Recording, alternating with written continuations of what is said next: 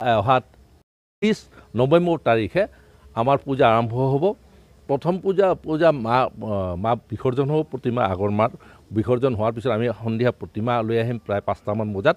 তাৰপিছত 7টামান বজাত আমি মা প্ৰতিষ্ঠা মানে প্ৰাণ প্ৰতিষ্ঠা হ'ব।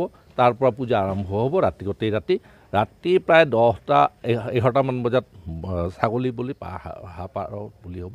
আৰু ঠিক মহাবলি আৰম্ভ হ'ব 12টা-20মান বজাৰ পৰা। অন্য বছৰে কেতিয়াবা 27টা 30টা হয়। এইবাৰ এতিয়ালৈকে আমাৰ 21-22টা নাম আহি পাইছে আৰু ছাগলী 200-300মান বলি হয়।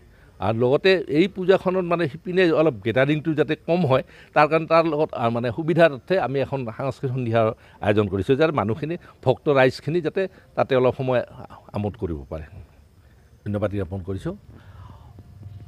আজিৰ পৰা প্ৰায় 169 বছৰ আগত ইয়াত মাৰ পূজা স্থাপন কৰা হৈছিলে। সেই সময়ত এইটো উত্তৰ শালমাৰা আৰক্ষী চকী নাছিল, উত্তৰ শালমাৰা আৰক্ষী থানাহে আছিলে। ইয়াত এজন ৰহমান নামৰ দাৰোগা ইয়াত আহিছিলে। আৰু ইয়াত য'ত আপোনালোকে চাব ইয়াত এটা লৌহদণ্ড আছে। এই লৌহদণ্ডডাল তেখেতে জংঘল চাফা কৰোঁতে দেখিলে আগৰ দিনত কংক্ৰিটৰ বস্তু নাছিলে। ৰাইজে মানে এটা তিথিৰ সময়ত বাঁহৰ ঘৰ বনাই পূজা কৰি গুচি গৈছিল, তেওঁলোকে বুজি পোৱা নাছিল। লৌহদণ্ডডাল দেখা পাই তেওঁ ভাবিলে কি ঘোঁৰা বান্ধিব পাৰিম, সেই সময়ততো ঘোঁৰাৰ আছিল প্ৰচলন।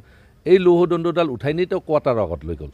আৰু যেতিয়া কোৱাটাৰৰ আগত লৈ গ'ল তাৰপিছত সেই সময়ত এই অঞ্চলৰ ৰাইজ মানে থাকিব পৰা নাই। আৰু দাৰোগা চাহাব ৰহমান ডাঙৰীয়াও থাকিব নোৱাৰে। থানাখনৰ আটাইবিলাকে থাকিব। এটা অজান শক্তিৰ চিঞৰ বাখৰ আৰম্ভ হ'ল। আৰু মাইকী মানুহৰ চিঞৰ আৰু এই কেঁচু মাটি আছে যে কেঁচু মাটিৰ তেওঁৰ ঘৰটোত মানে খুব অৰহৰ মানে দলি আৰম্ভ হ'ল।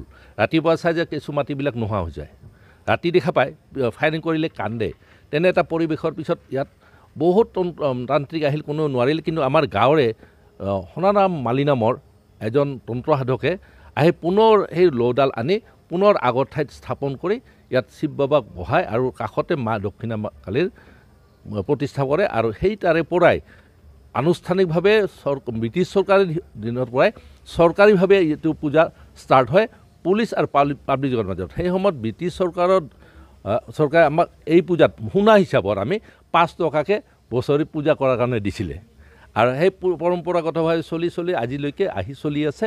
আৰু সন্মুখত অহা 30 নৱেম্বৰ তাৰিখে আমাৰ পূজা আৰম্ভ হ'ব। প্ৰথম পূজা মা বিসৰ্জন হ'ব, প্ৰতিমা আগৰ মাৰ বিসৰ্জন হোৱাৰ পিছত আমি সন্ধিয়া প্ৰতিমা লৈ আহিম প্ৰায় 5টামান বজাত। তাৰপিছত 7টামান বজাত আমি মা প্ৰতিষ্ঠা মানে প্ৰাণ প্ৰতিষ্ঠা হ'ব।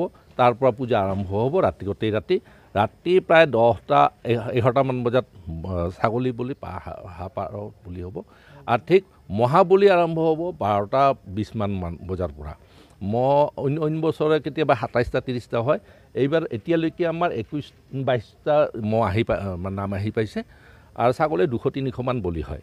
আৰু লগতে এই পূজাখনত মানে সিপিনে অলপ গেডাৰিংটো যাতে কম হয় তাৰ কাৰণে তাৰ লগত মানে সুবিধাৰ্থে আমি এখন সাংস্কৃতিক সন্ধিয়াৰ আয়োজন কৰিছোঁ, যাতে মানুহখিনি ভক্ত ৰাইজখিনি যাতে তাতে অলপ সময় আমোদ কৰিব পাৰে।